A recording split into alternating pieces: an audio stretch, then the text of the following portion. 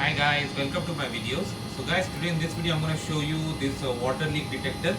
So this I have got from Rogers and this is battery operated. This is the main communicating device and this is connected to the Wi-Fi and finally to the touchpad of Hope Security.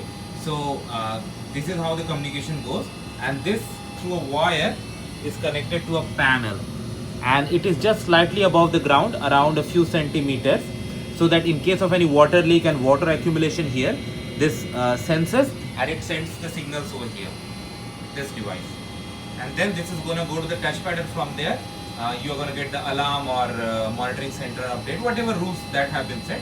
So this is how it works, and this is a really good thing, and the best place to install is in the basement, especially near your washing and drying area, because this is the area where generally water leaks. So for me, I have just kept it around a meter and so from my hot water tank, and that really helps. Thanks for watching guys.